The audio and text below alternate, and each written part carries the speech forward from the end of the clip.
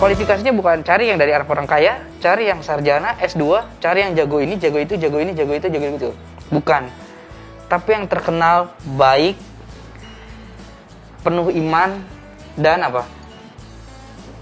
Penuh dengan Roh Kudus, gitu ya kan? Tapi ini mungkin sepele ya, ini sepele gitu. Tapi untuk mendapatkan hati seseorang hanya satu bahasanya, kasih aja gitu, berikan aja gitu. Ada orang yang dikasih dia tolak ya, ada. Tapi biasanya umumnya kalau orang dikasih dia terima gitu kan. Karena kan Alkitab juga bilang kan, segala sesuatu harus berlangsung dengan sopan dan teratur. Nah, jadi iya memang khotbah itu penting. Melayani orang miskin juga penting. Tapi nggak bisa melayani orang miskin doang, nggak bisa khotbah doang. Dua-duanya penting.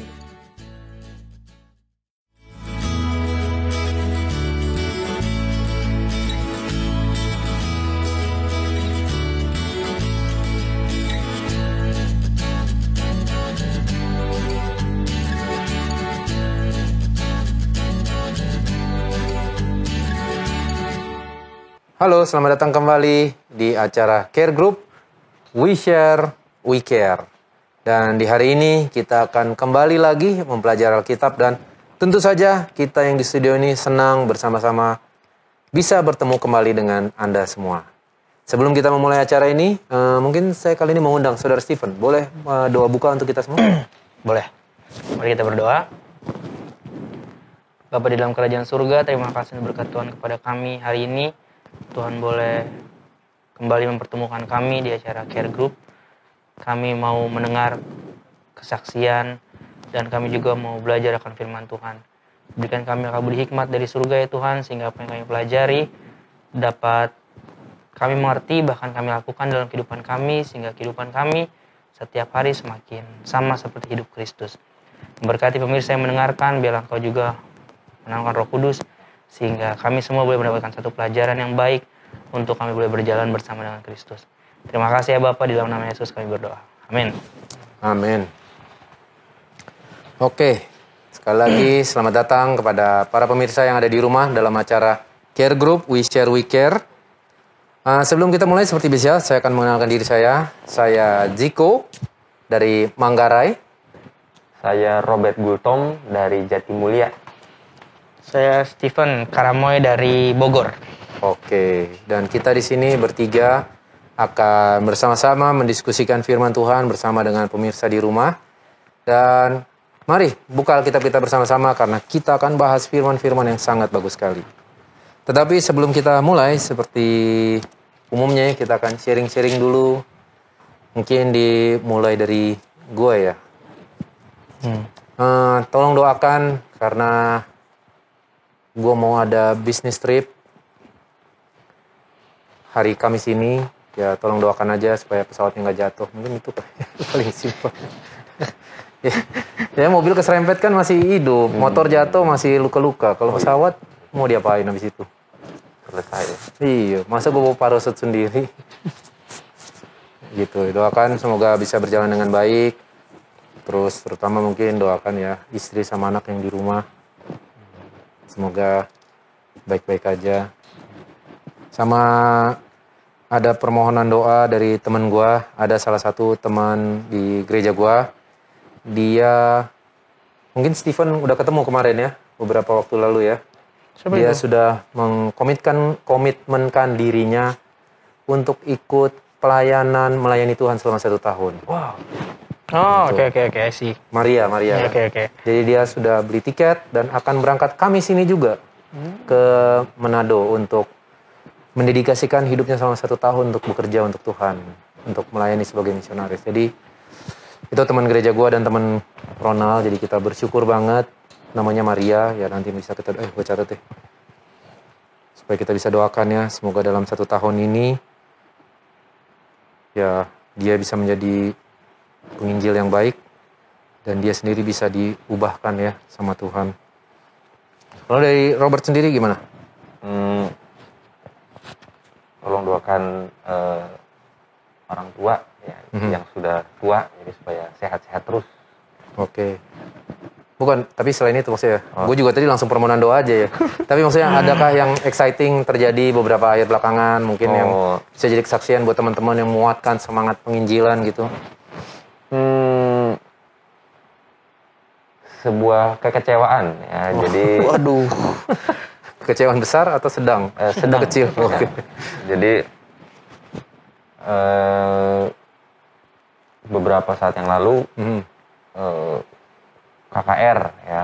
Jadi ada KKR dan kami harapkan orang banyak yang mengikuti. Ya, ternyata entah kenapa setelah berjalan tetap ada yang mengikuti, hanya kelihatan tidak seperti biasanya karena mungkin karena kurang persiapan kali ya, ya terlalu mepet. Akhirnya tidak maksimal. Jadi tidak apa-apa. Ya ini kan bukan pekerjaan kita, ini pekerjaan Tuhan. Hanya kalau ada faktor kekurangan apa-apa ya kita serahkan sama Tuhan. Tapi ya tidak menjadi satu masalah kalau umpamanya itu tidak maksimal, nggak apa-apa. Tapi itulah yang saya rasakan gitu. Biasanya sih setelah selesai KKR itu kayaknya wah puas banget itu, puas. Tapi kali ini enggak gitu, nggak apa-apa sih. Ya who knows, Pra, kadang-kadang kan satu jiwa aja kan berharga kan. Walaupun orang yang sudah mengenal Yesus mendengar terbaharui dia, itu juga puji Tuhan banget kan. Soalnya kan kadang ya, tadi barusan gue kepikir di jalan di motor, kadang-kadang saat bikin KKR atau saat bikin event-event kita mengharapkan ada mungkin orang yang belum mengenal Yesus datang. Ya, yang datang Kristen-Kristen lagi atau orang-orang kita juga, tapi karena itulah gue diselamatkan. Ya kan, gue datang ke acara seperti itu dan gue di revive. Coba ada yang bilang, ya yang datang Kristen-Kristen juga, ya gue nggak akan ter-revive gitu. Jadi gue yakin kok pasti ada buah-buah yang bekerja di belakang layar yang mungkin lo nggak tahu. Apalagi lo diserahkan, udah didoakan kan. Gitu. Mungkin kita doakan lah supaya jiwa-jiwa yang sudah mendengarkan firman pas KKR itu kali ya. Yang mau didoakan tadi apa, Pra? Orang tua gimana? Orang tua yang sudah lanjut dan pekerjaan Tuhan yang akan berjalan. Iya, benar. Sorry, Pra, mungkin ada di sini yang Steven mungkin belum tahu, lo melayani di jemaat mana, Pra? Di Jatimulya. Jatimulya. Mana tuh? Daerah mana tuh? Bekasi ya? Bandara. Benar. Tapi kenapa bilangnya Jatimulya ya, nggak Cengkareng? Pinggir, sebelah-sebelahan gitu kali ya?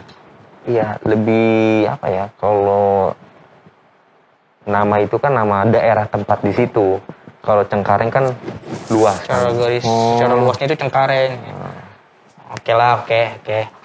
Tapi maksudnya beneran bisa ngeliat pesawat dari gerejanya dia? Iya. Gitu. Terus lo mau komentar? Maksudnya marah sama gue, kan dia yang punya gereja. Tadi kan lu tanya supaya Steven tahu pastor gereja di mana, ya kan? Iya, tenang.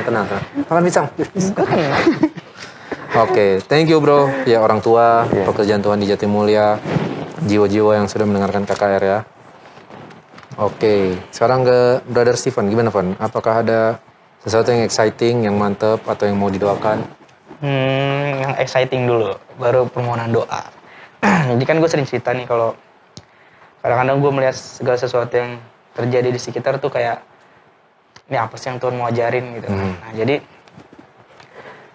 sebulan belakangan inilah adalah anak-anak dari kampung sebelah di rumah komplek di luar komplek gue itu mungkin umur 8 atau 9 tahun gitu ya, ada beberapa anak gitu yang setiap hari tuh lewat bawa karung gitu tau nggak ya.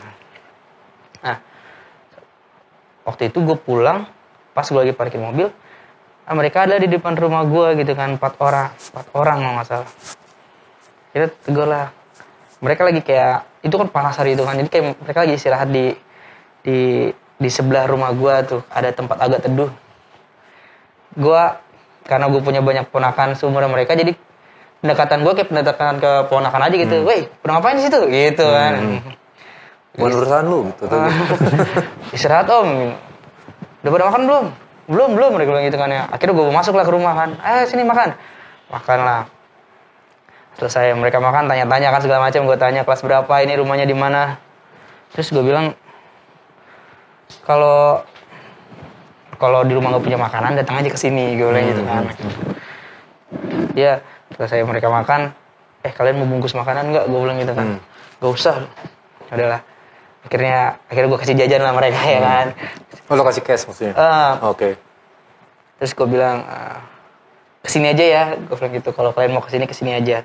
Lalu mungkin gue kembali sekitar 10 hari, jadi mungkin mereka nggak datang atau datang karena nggak ada orang di rumah kan. Akhirnya setelah gue pulang, datang lagi lah mereka ini kayak tahu gitu kan. Jadi setiap hari datang tuh nggak, setiap hari datang ya kan. Nah, setiap hari datang tetangga gue nih, gitu om kebiasaan, kok kayak gitu mah dikasih sekali pasti datang terus gitu ya kan. Gue bilang emang kenapa gitu kan, maksudnya orang gue yang suruh kok gitu kan. Nah ada waktu dimana mereka nggak datang nih, terus gue yang nyariin gitu. Gue lagi di depan kolam ikan, ini mana ya nih anak-anak gitu. Ada timingnya kayak pas gitu, jam segini pasti datang. Pokoknya mereka tuh di atas jam 12 tuh, jam 12 sampai jam 3 mereka pasti udah mulai berkeliaran di depan rumah gue tuh ya kan. Sambil gue kasih makan ikan, ada namanya Oman lah ketuanya mereka. Nih Oman dan kawan-kawan mana nih ya, gue bilang gitu kan. Gak dateng kok, gue sambil kasih makan ikan, hujan, fix gak dateng nih gitu kan. Nah itu mengganggu pikiran gue tuh sebanyak hari. Padahal gue biasa ke bank lalu tukar uang yang baru-baru gitu untuk persembahan. Nah biasanya itu gue kasih ke mereka. Anak-anak itu kan suka uang baru kan gitu kan, walaupun ya jumlahnya nggak besar lah, tapi mereka suka. Udah gue siapin padahal kan nggak dateng ya. Besoknya gitu lagi nggak dateng gitu kan. Terus tetangga gue bilang, kenapa om anak buahnya nggak datang? Iya nih, gue bilang gitu kan, nggak datang nih udah 2 hari. Gitu. Masih ada kali yang kemarin dikasih, makanya belum pada datang gitu kan. Terus dalam hati gue, padahal mah datang aja biar makin banyak gitu kan. Terus sambil di kolam ikan tuh gue ngelamun, mungkin kayak gini ya hatinya Tuhan tuh ya, gue bilang gitu kan. Tuhan suruh datang setiap hari, butuh atau nggak butuh datang berkomunikasi gitu kan. Tapi kadang-kadang teriakannya si tante itu tuh ada untuk gue nggak datang ke Tuhan karena masih ada kali berkatnya gitu. Nanti datangnya kalau udah nggak punya berkat gitu, itu kayak nampar gue sendiri. Aduh, bener juga ya, mungkin hatinya Tuhan tuh menunggu gue dan kita semua setiap hari dengan apapun yang terjadi kita tetap datang berkomunikasi, berdoa, menyiapkan waktu sama Tuhan. Karena ada sesuatu yang Tuhan siapkan gitu, sama seperti gue ada sesuatu yang gue siapkan untuk anak-anak ini. Dan kalau mereka nggak datang, ya mereka rugi gitu, ya kan? Bukan lo yang rugi. Bukan gue yang rugi, mereka yang rugi. Nah, mungkin Tuhan pun gitu berharap gue setiap hari datang nyiapin waktu yang lebih lama dengan Tuhan, karena ada sesuatu yang Tuhan mau siapkan nih, gitu kan. Dan kalau gue nggak datang, gue rugi, gitu. Even bukan secara materi ya, mungkin secara kesehatan, secara sukacita.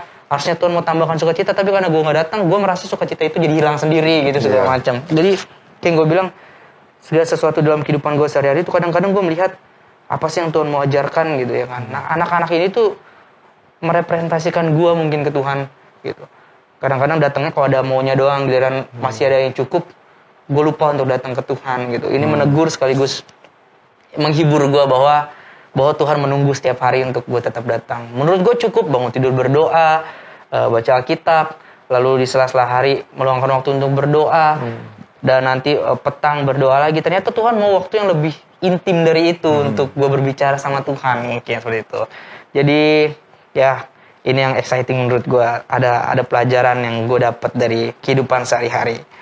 Untuk didoakan sama seperti Bang Ziko, tolong doakan gue besok. Malah gue besok berangkatnya untuk bisnis trip gitu. Dan ini fix nggak akan ketiduran lagi ya. Gitu. Selasa bisnis trip ya. Iya, gue ke Kalimantan besok hari ya besok lah. Kalau dari cerita Steven tadi, gue juga belajar bahwa kalau datang ke Steven pasti dikasih duit. Itulah pelajaran yang gue ambil siang hari ini. Bagi dong.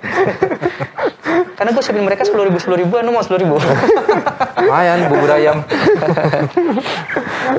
Oke, thank you. Pasti akan kita doakan ya, Steven. Nah, buat teman-teman juga yang di rumah, yang ada permohonan doa, yang ada ingin didoakan, ingin cerita, tentu saja kita sudah menyiapkan nomor telepon untuk teman-teman untuk menjangkau kita, untuk WhatsApp kita, untuk telepon atau SMS, dan kita pasti akan mendoakan Anda semua.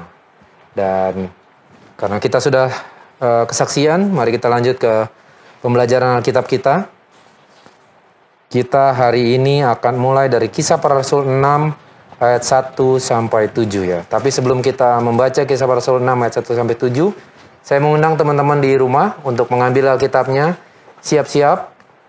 Alkitab bahasa Indonesia, bahasa Inggris, bahasa Jerman, bahasa Rusia, bahasa daerah, atau HP.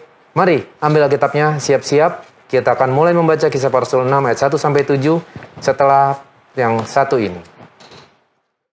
Kalau mau berbagi, bukan berbagi ya sebenarnya. Kalau mau melakukan pekerjaan Tuhan itu harus dengan paket yang lengkap gitu ya kan. Bukan hanya perkataan tapi juga perbuatan. Sekali lagi ada yang bilang orang itu bisa menutup telinga untuk firman Tuhan, tapi orang tidak akan menutup mata mereka waktu melihat Kristus dan kasih-Nya ada dalam kehidupan kita.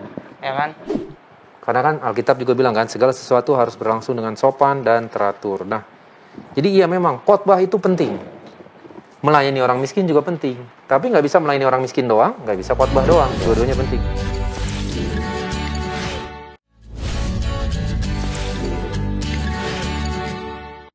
Halo, selamat datang kembali di acara Care Group We Share, We Care, di mana kita akan mempelajari firman Tuhan.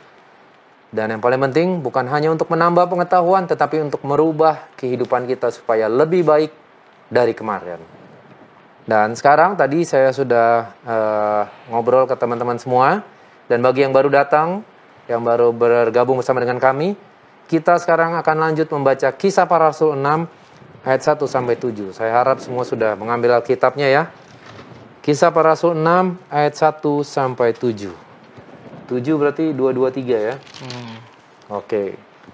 Boleh dimulai dari Saudara Stephen? Kisah Para Rasul 6, 7 orang dipilih untuk melayani orang miskin. Pada masa itu, ketika jumlah murid makin bertambah, timbullah sungut-sungut di antara orang-orang Yahudi yang berbahasa Yunani terhadap orang-orang Ibrani.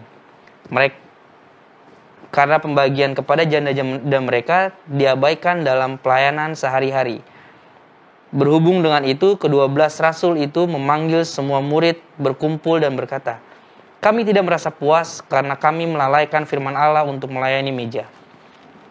Karena itu saudara-saudara, pilihlah 7 orang dari antaramu yang terkenal baik dan yang penuh roh dan hikmat, supaya kami mengangkat mereka untuk tugas itu, dan supaya kami sendiri dapat memusatkan pikiran dalam doa dan pelayanan firman." Usul itu diterima baik oleh seluruh jemaat. Lalu mereka memilih Stefanus, seorang yang penuh iman dan Roh Kudus, dan Filipus, Prokorus, Nikanor, Timon, Parmenas, dan Nikolaus, seorang penganut agama Yahudi dari Antioquia. Mereka itu dihadapkan kepada rasul-rasul.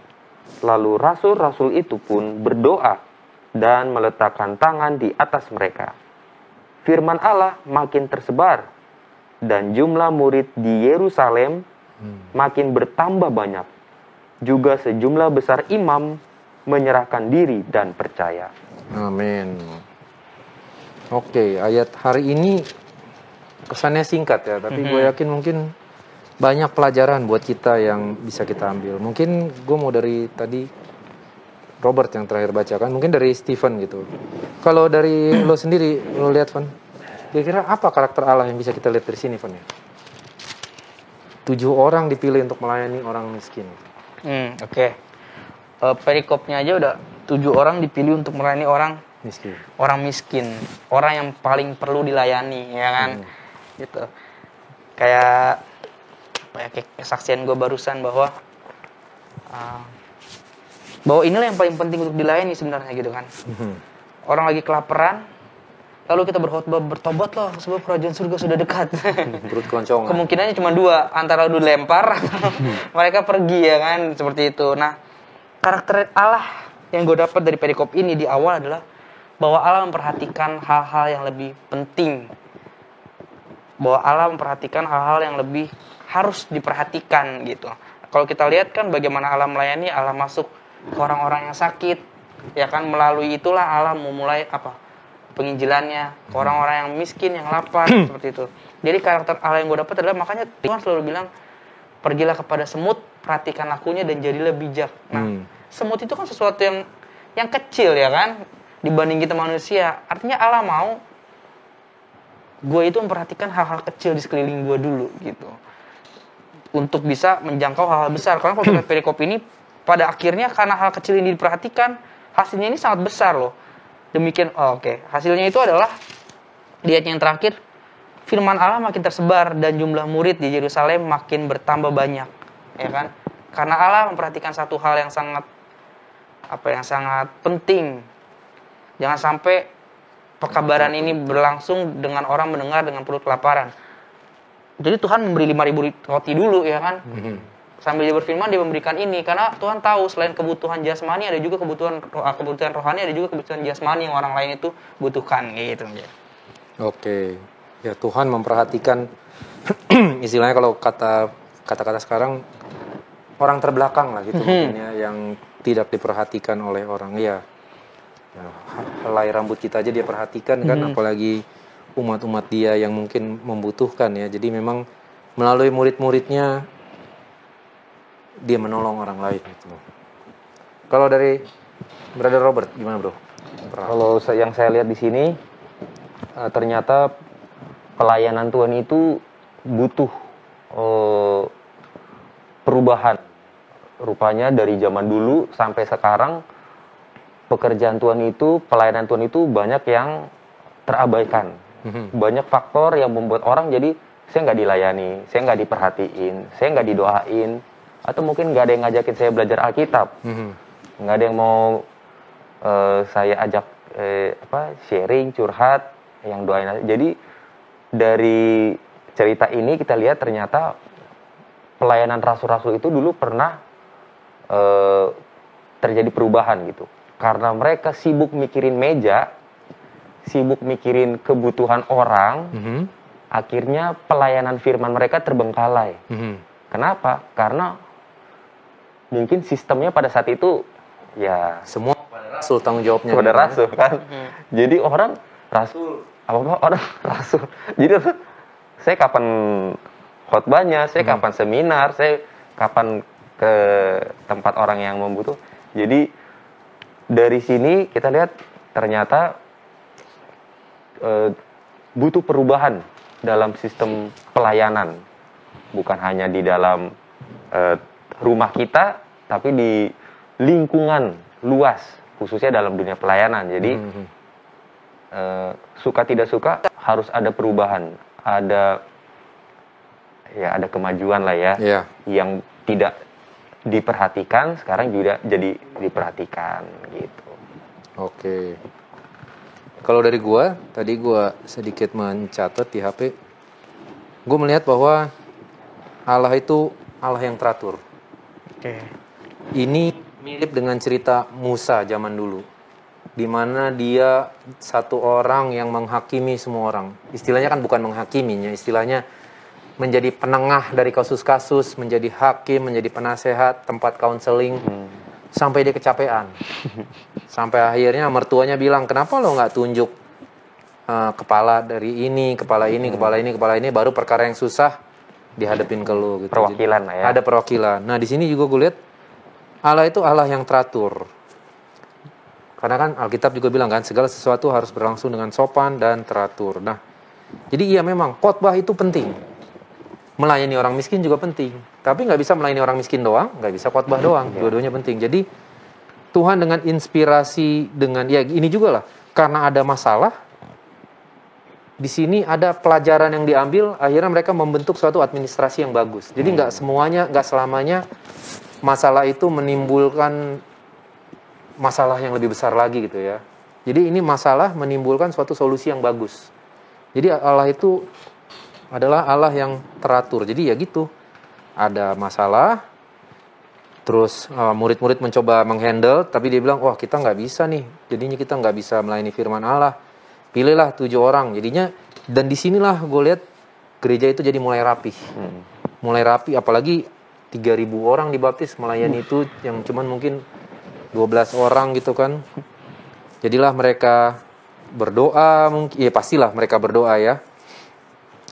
Dan mereka berpikir, dan Tuhan akhirnya memberikan mereka inspirasi untuk memilih 7 orang. Kenapa 7? Ya gue juga kurang tahu ya. Tapi ya mungkin saat itu yang dibutuhkan ya 7 orang ya. Kita kan nggak tahu kan. Dan ya inilah keteraturan itu. Dan gue yakin pasti si Filipus, Prokorus, Nikanor, Timon, Parmenas ada tugasnya masing-masing. Nggak sama. Jadi gue lihat memang Allah adalah Allah yang teratur. Gitu. Jadi memang ini baik sekali. Cuman yang gue penasaran tadi ya, dari semua orang-orang yang dipilih menjadi diakon, yang benar apa sih diakon? Ya kan? Filipus, Prokorus, Nikanor, Timon, Parmenas, Nikolaus, yang masih kedengaran terus-terus Stefanus dan Filipus. Kalau kita search di Alkitab online ada. Kira-kira yang lain kemana ya? Ya memang pertanyaan yang aneh sih. Cuman gue penasaran aja gitu. Kenapa yang tenar cuma 2 orang ini doang kan? Stefanus dan Filipus. Stefanus tentu karena dia mati syahid. Mati apa? Mati sahid. Mati sahid. Gue mau mikirnya tadi mati suri. Syahid. Mati suri mah hidup lah gitar. Stefanus, baru Filipus. Ya itu kan di surat-suratnya Petrus dan Paulus ada. Tapi yang lain nggak kedengaran ya. Tapi ya mungkin ya nggak mesti kedengaran untuk melayani Tuhan ya. Memang mereka bisa tetap memberikan impact kepada orang-orang yang mereka layani. Oke, jadi tadi kita sudah melihat nih apa karakter Allah. Tadi dari Robert mungkin bisa diulangi buat pemirsa di rumah. Singkatnya gitu. Tuhan menginginkan sebuah perubahan dalam cara kita melayani ya. Mungkin perubahan itu tidak semua orang suka ya. Tapi mau tidak mau kita harus mau merubah diri, merubah sistem cara kita bekerja supaya itu lebih bagus lagi. Oke. Kalau dari Steven mungkin yang tadi apa ya, gue lupa lagi tuh. bahwa Tuhan menginginkan kita melihat hal-hal sekecil apapun yang sekiranya itu menghambat daripada pelayanan, itu yang harus dibereskan gitu kan maksudnya. Benar. Bahwa kita harus peka terhadap sesuatu di sekeliling kita. Iya. Ya jangan karena ini kan ada sungut-sungut jadi batu sandungan kan. Kemarin mereka perasaan baru sehati dan sepikir, kok sekarang udah bersungut-sungut. Memang kadang ya kalau kita baca Kisah Para Rasul ini kan, habis kemarin dulu kita bahas 1, 2, 3, 4. Kesannya kayak cepet ya. Cuman sebenarnya kalau dipikir-pikir mungkin dari Kisah Para Rasul 2 ke yang ini kita nggak tahu nih, mungkin udah berapa belas tahun berlalu ya kan. Dan kita lihat semakin lama jemaat ini berdiri, mulai timbullah masalah-masalah, ya kan. Kalau kita lihat dari Kisah 1 sampai sebelum-sebelumnya kan itu wah ini kenceng banget persatuan mereka dan sebagainya, mulai retak. Kita mulai menemukan keretakan ya Pak, di Ananias dan Safira ya kan. Ini mungkin keretakan yang pertama ya yang kita lihat ya. Ada masalah di sana ya kan. Gereja itu mulai menemukan sebuah masalah ya kan. Nah, masalah itu selesai, murid makin bertambah-tambah, pengikut Tuhan makin bertambah-tambah, muncul lagi masalah ya kan. Masalah ini datang bukan dari eksternal aja ya kan, justru dari internal aja ya kan. Apa sih pesan yang Tuhan bilang, kadang-kadang angin di dalam itu lebih besar daripada angin di luar kadang-kadang. Ya kan? Bahwa ya itulah, kalau gue mau ambil agak sadis sih tapi ya mungkin sekalian ya pelajaran. Menurut lo kira-kira pelajaran apa yang bagus yang lo dapatkan? Bahwa buat gue tuh murid-murid sibuk berkhotbah, sibuk ini itu tapi lupa membagikan apa itu kasihnya Yesus kepada orang-orang sekitar. Kita tahu pelayanan terhadap siapa ini yang diabaikan. Janda-janda ya kan. Janda-janda itu kalau di dalam Alkitab adalah orang-orang yang paling membutuhkan pertolongan ya kan. Janda itu biasanya didefinisikan orang yang miskin ya kan, seperti itu. Nah, kadang-kadang secara pribadi gue sibuk pelayanan ke kanan ke kiri, gue sibuk khotbah ke kanan ke kiri, tapi lupa membagikan kasih itu kepada yang orang-orang sekeliling kita gitu. Ya kan. Itu nggak akan jadi berkat tapi malah jadi batu sandungan, sama seperti ini gitu. Gue sibuk membagikan firman Tuhan tapi gue tidak sibuk dengan membagikan kasihnya itu sendiri, ya kan. Jadilah ini pelajaran buat gue kalau mau berbagi ya sebenarnya. Kalau melakukan pekerjaan Tuhan itu harus dengan paket yang lengkap gitu, ya kan. Bukan hanya perkataan tapi juga perbuatan. Sekali lagi ada yang bilang orang itu bisa menutup telinga untuk firman Tuhan, tapi orang tidak akan menutup mata mereka waktu melihat Kristus dan kasihnya ada dalam kehidupan kita, ya kan. Orang lapar, kayak contohnya aja Oman dan mereka tiba-tiba gue suruh duduk, kalian bertobat ya, dalam perut yang lapar nih orang ngomong apa, ya kan. Tapi dengan gue berbagi, mereka akan mulai cerita sama orang tuanya, dan mungkin orang tuanya bertanya siapa sih mereka gitu kan. Baru mungkin nanti berkenalan dan sebagainya, oh mereka adalah umat-umat Allah. Seperti itu kan. Disitulah kita bisa mengenalkan Tuhan, daripada nggak salah berkhotbah itu nggak salah ya, tapi harus dengan paket yang lengkap seperti itu. Harus dengan, ya sekali lagi, jangan cuma sibuk pelayanan supaya ini dan itu, tapi lupa membagikan pelayanan meja bagi orang-orang yang kekurangan. Iya. Makanya memang benar, kadang-kadang ya kita juga sering dengar kan orang ngomong, Robert mah pinter khotbah doang. Gue butuh duit, susah amat minjem. Padahal gue tahu dia ada duit gitu. Atau Stephen mah pinter ngomong doang, tapi kemarin gue susah dicuekin. Cuman ya balik kayak pelajaran sebelumnya. Ini pelajaran juga buat kita gitu, bahwa berkhotbah nggak salah, membantu orang nggak salah, tapi hendaknya dua-duanya balance. Karena kalau kita kerja kita ngasih makan orang doang, membantu orang doang, bisa dimanfaatin juga, dan jadinya kita jadi ini dong LSM. Iya betul. Ngasih makan orang doang gitu. Ya, thank you Stephen buat pelajarannya. Dan sebelum kita lanjut teman-teman kita lihat pendapat dari Robert gimana, dan nanti kita diskusi lagi. Kita akan kembali lagi setelah pesan-pesan yang berikut ini. Tapi ini mungkin sepele ya, ini sepele gitu. Tapi untuk mendapatkan hati seseorang hanya satu bahasanya, kasih aja gitu, berikan aja gitu. Ada orang yang dikasih dia tolak, ada. Tapi biasanya umumnya kalau orang dikasih dia terima gitu kan. Kualifikasinya bukan cari yang dari orang kaya, cari yang sarjana, S2, cari yang jago ini, jago itu, jago ini, jago itu, jago itu. Bukan. Tapi yang terkenal baik, penuh iman, dan penuh dengan Roh Kudus.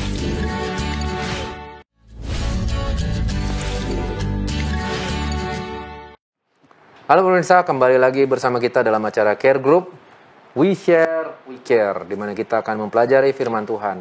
Bagi teman-teman yang baru datang, kita tadi membahas Kisah Para Rasul 6 ayat 1 sampai 7, di mana kita melihat saat ada permasalahan di antara para janda-janda, para rasul-rasul memilih 7 orang diakon untuk melayani, untuk membantu dalam pelayanan. Nah, tadi kita sudah mendengar pendapat dari Saudara Stephen. Coba kalau dari Saudara Robert, kira-kira apa pelajaran yang bisa kita ambil untuk kehidupan kita sehari-hari di sini? Banyak dalam hal apapun ya, mungkin hal kecil atau hal besar, itu kita tidak perhatikan, kita abaikan. Nah, ternyata dari hal-hal kecil itu, Tuhan mau supaya kita itu fokus. Hey, ini loh, aku mau kamu perhatikan ini. Perhatikan hal yang selama ini mungkin kita nggak terlalu hiraukan gitu kan. Ya, mungkin untuk memperkenalkan kebenaran itu perlu dilakukan gitu. Itu perlu dilakukan. Kita nggak tahu orang itu mau bertobat kapan, nggak tahu. Iya. Contoh, di tempat kami ada tukang sampah. Oke. Tukang sampah ini dia setiap hari lewat. Tapi seringkali saya ajak dia bicara, sapa, dia hanya buang muka dan jalan terus. Oke. Bahkan kalau dia ambil sampah kami, dia nggak ada ngomong apa-apa. Terima kasih Pak, saya bilang terima kasih Pak. Dia cuma nggak ada. Saya bilang ini orang bisa ngomong atau enggak gitu. Selamat pagi Pak, terima kasih ya Pak. Dalam hati, Tuhan saya harus dapatkan hatinya. Supaya apa? Supaya dia bisa kenal kebenaran gitu. Lalu saya sama istri ngobrol-ngobrol. Gimana kalau lain kali kalau dia lewat, kita kasih sembako. Jadi suatu hari kami khusus belanja ke supermarket sembako. Beras, minyak goreng, mie telur itu 2 masukin. Silver Queen? Oh enggak itu. Beras, minyak goreng sama mie telur itu yang 2 itu. Masukin plastik. Kami tunggu. Itu tukang sampah yang oke, siap-siap. Sudah siap, lalu lewatlah dia. Lalu saya panggil, Pak, dia noleh kan. Dia pikir saya mau ngasih Sampah. Saya datang, terus, Pak, sini Pak, sebentar. Saya mau kasih ini. Sengaja saya nggak buka pagar, supaya dia nggak takut. Kalau saya buka pagar, ya nanti dia pikirannya jadi macam-macam. Jadi sengaja, saya dari pagar, saya nggak buka pagar, saya langsung, ini ada sedikit Pak. Mukanya langsung berubah kan. Dia datang, saya kasih. Ini Pak ada sedikit. Lalu dia buka plastiknya. Langsung mukanya berubah. Terima kasih ya Pak. Saya kaget. Dia bisa ngomong. Dia bisa ngomong. Kira orang gagu. Karena selama ini saya bilang, selamat pagi Pak, dicuekin. Terima kasih Pak, dicuekin. Kita sapa, dicuekin. Jadi, ya mungkin ini nggak sehebat para diakon ya, benar-benar pelayanan meja yang luar biasa. Tapi ini mungkin sepele ya, ini sepele gitu. Tapi untuk mendapatkan hati seseorang hanya satu bahasanya, kasih aja gitu, berikan aja gitu. Ada orang yang dikasih dia tolak, ada. Tapi biasanya umumnya kalau orang dikasih dia terima gitu kan. Mulai saat itu kalau dia lewat, selamat pagi Pak, pagi. Terima kasih Pak, ya Pak. Udah ada suaranya. Mungkin itu. Ya, jadi pelajarannya ya tindakan juga dibutuhkan ya, nggak hanya sekedar khotbah. Di rumah gue kebetulan, kalau pelajaran buat gak, di rumah gue kebetulan istri gue lumayan oke lah kalau masak. Jadi kita selalu kalau dalam menjangkau orang, kebetulan gue juga sebagai counselor ya di Smile Center ya. Kadang-kadang kita kalau menjangkau orang atau kayak ada orang yang pengen belajar lebih banyak, kita ajak rumah. Tapi sebelum ngomong yang serius, makan dulu. Dilayani dulu, ngobrol. Ini bukan nyogok ya, cuman kadang kayak kita lah di sini dengan makan kayaknya kita lebih rileks. Iya kan, lebih santai ngomong, apa kabar sambil ngupasin sambil makan. Jadi memang dalam melayani orang itu nggak bisa ngomong doang, nggak bisa berkhotbah doang maksudnya. Memang mesti ada tindakan yang dilakukan. Cuman mungkin gue pengen ke yang agak lebih dalam lagi. Gue pernah mendengar ada seseorang yang membuka semacam tempat singgah gitu ya, atau semacam tempat beasiswa Kristen. Dan dia bilang, tenang, saya cuma bantu orang doang. Saya nggak akan membawa mereka ke agama saya kok. Lihat tuh, nggak ada kok yang jadi Kristen. Cuman, ya berarti itu memang tujuan dia hanya membantu gitu kan ya. Itu nggak salah. Cuman nggak mengenalkan orang kepada Yesus. Sedangkan ya para rasul-rasul ini mereka memang pengen membantu dan ya mengenalkan kepada Yesus juga. Nah, mungkin sekarang gue mau tanya ke Stephen nih, Pak. Dari 7 orang yang dipilih untuk melayani orang miskin ini, kalau mau ngomongin Stefanus itu udah mungkin episode berikutnya kali ya. Nah, dari orang-orang yang dipilih untuk melayani orang miskin ini, kisah ini, kira-kira apa aplikasi yang lo ambil untuk kehidupan lo sehari-hari gitu, Van? Tadi barusan udah gue kasih tahu kan. Sekali lagi, silakan. Nggak harus diulang lagi. Tapi gini, ada satu hal yang baik.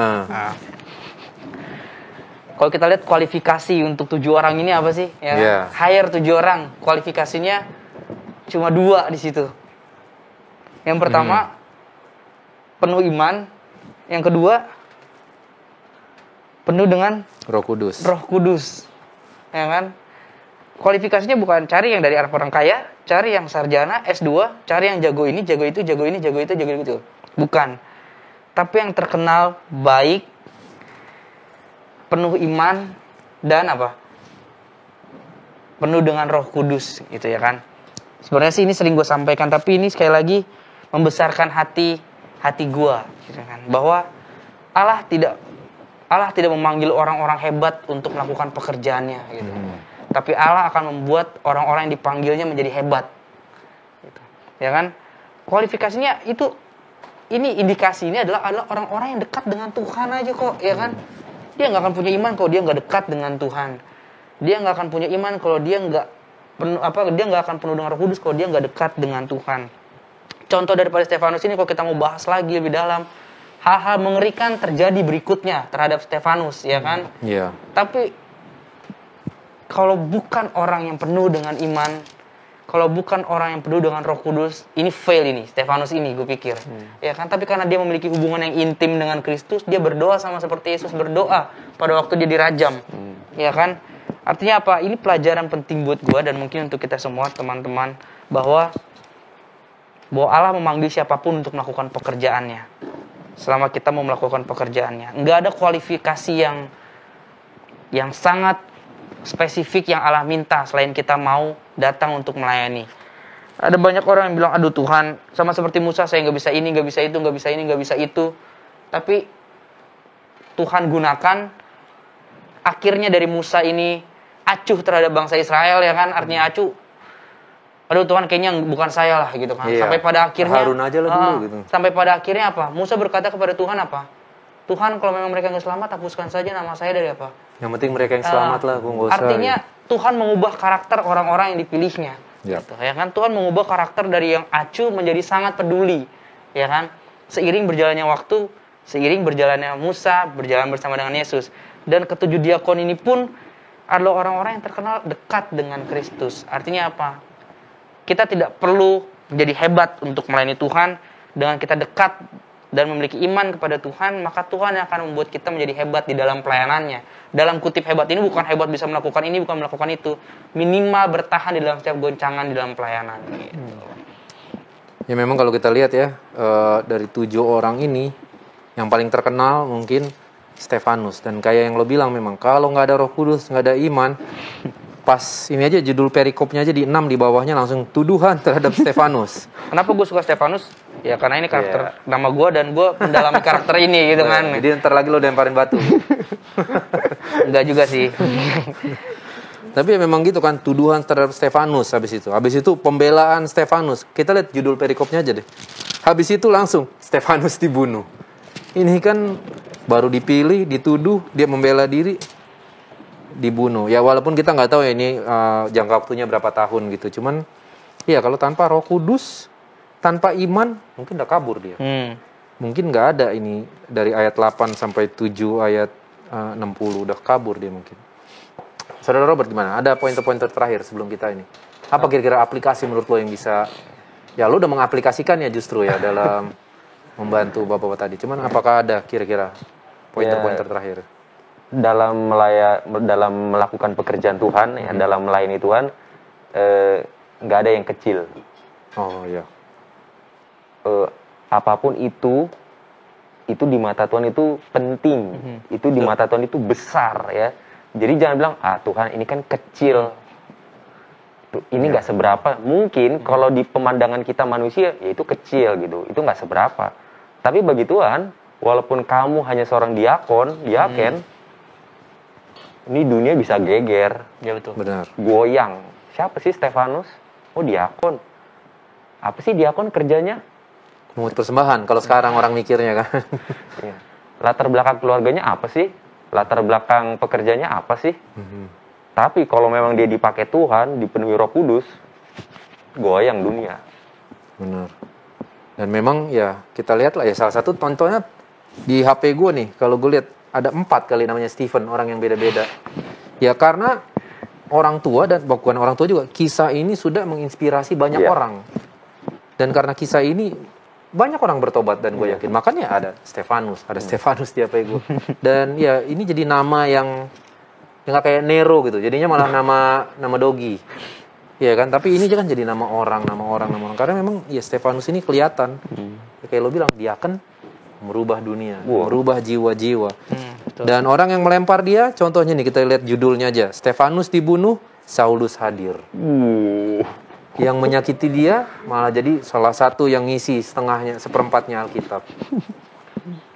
Gitu. Dan jadi teman-teman, ini diskusi yang sangat bagus sekali. Dan saya yakin juga teman-teman di rumah pasti sudah mendapatkan pelajaran-pelajaran yang sangat baik. Pelajaran-pelajaran yang sangat berharga. Dan saya harapkan pelajaran ini tadi yang sudah kita lihat, bagaimana orang-orang dilayani, bagaimana memilih dengan doa, bagaimana orang-orang yang dipilih penuh dengan Roh Kudus dan iman. Semoga pelajaran ini bisa menjadi berkat buat kita semua dan bisa merubah hidup kita sehingga kita bisa lebih mengenal Tuhan Yesus. Amin. Dan kita akan menutup dengan doa. Saya mau minta tolong teman saya Stephen boleh mendoakan Robert dan Ziko. Kalau Robert mendoakan jiwa-jiwa yang sudah mendengarkan KKR dan orang tuanya dan pekerjaan Tuhan di jemaat dia di Jatimulya. Kalau Ziko mendoakan teman gue Maria dan supaya perjalanan bisnis trip gue hari Kamis bisa lancar. Dan Robert boleh tolong doakan Stephen. Stephen dia hari Selasa bisnis trip. Oke. Mungkin Stephen boleh mulai dulu. Mari kita berdoa. Bapa di dalam kerajaan surga, kami kembali datang ke hadapan hadirat Tuhan, mengucap syukur terima kasih untuk setiap berkat dan kebaikan Tuhan, untuk apa yang Tuhan telah ajarkan bagi kami orang berdosa, untuk kami melihat hal kecil di sekeliling kami, dan kami melakukan pekerjaan kami sekecil apapun pekerjaan yang Tuhan titipkan bagi pelayanan, kami boleh lakukan dengan penuh tanggung jawab, sehingga itu boleh dapat berubah menjadi jiwa-jiwa yang hidup yang datang kepada Tuhan. Pada saat ini ya Tuhan, hamba mau berdoa untuk Pendeta Robert di dalam kerinduannya, tamu-tamu yang telah mendengar firman Tuhan melalui KKR, boleh Tuhan lawat, Tuhan boleh sentuh hati mereka ya Bapa, sehingga itu pun boleh dapat membuat mereka berbalik kepada Tuhan. Kami tahu ya Bapa, ini bukanlah pekerjaan kami manusia, tetapi Tuhan mempercayakan kami orang-orang berdosa untuk melakukan pekerjaan Tuhan. Oleh karena Tuhan mau membentuk karakter kami. Biarlah ya Tuhan melalui acara KKR ini Roh Kudus Tuhan bekerja dan banyak jiwa yang boleh datang. Berkati juga orang tua dari Pendeta Robert di dalam hari tuanya. Biarlah boleh tetap setia kepada Tuhan, menikmati hari tua bersama dengan Tuhan, dan memberkati juga Pendeta Robert dan keluarga di dalam pelayanan mereka, di dalam jemaat yang mereka layani saat ini. Biarlah Engkau pancarkan kasih Kristus, karakter Kristus, sehingga jemaat boleh dilayani dengan baik dan nama Tuhan dimuliakan. Memberkati juga teman kami Maria yang Tuhan panggil untuk menjadi pelayan Tuhan, menjadi seorang misionaris. Biarlah Engkau berkati dalam perjalanan pelayanannya. Biarlah dia boleh melihat bagaimana Allah mau bekerja bersama-sama dengan Maria di dalam pelayanannya Tuhan. Memberkati juga Bang Ziko di dalam rencana bisnis tripnya. Tuhan, mungkin kami akan sama-sama berpisah dalam waktu yang cukup lama. Tapi biarlah Tuhan pertemukan kami kembali sehingga kami boleh dapat kembali belajar Alkitab seperti saat ini. Di dalam setiap penerbangannya, di dalam setiap rencana hidupnya, biarlah Tuhan yang memberkati dan Tuhan boleh menopang setiap kehidupannya. Terima kasih ya Bapak, doa ini akan disambung oleh Pendeta Robert. Menyambung doa hambamu juga berdoa khusus untuk Stephen di sini yang akan mengadakan bisnis trip. Kiranya Tuhan menyertai dia, memberikan keselamatan sehingga dia boleh tiba dan melakukan tugas dan tanggung jawabnya dengan sebaik-baiknya. Nama Tuhan dipermuliakan. Berkati dia dalam setiap rencana-rencana hidupnya. Berikan keberhasilan, berikan kesuksesan. Agar Engkau bisa memakai Stephen menjadi alat Tuhan yang tangguh dimanapun dia berada. Berkati akan keluarganya dimanapun mereka berada. Terima kasih ya Bapa, terima kasih banyak. Di dalam nama Yesus kami sudah berdoa. Amin. Amin. Amin. Thank you Brother Stephen, thank you Brother Sama-sama. Robert. Dan terima kasih buat para pemirsa yang ada di rumah yang telah bersama-sama dengan kita di 40 menit terakhir ini. Dan seperti yang saya bilang sebelumnya, Anda juga bisa membuat care group seperti ini. Belajar Alkitab bersama teman-teman Anda di rumah. Cukup dengan jeruk, wortel, pisang, dan salak. Kita bisa diskusi Alkitab sama-sama. Dan bagi Anda seperti biasa yang ada permohonan doa, ada yang mau didoakan, yang butuh bantuan, silakan WhatsApp kita, telepon kita ke nomor yang sudah tersedia di layar Anda. Dan kita akan bertemu kembali di episode berikutnya. Terima kasih dan Tuhan memberkati.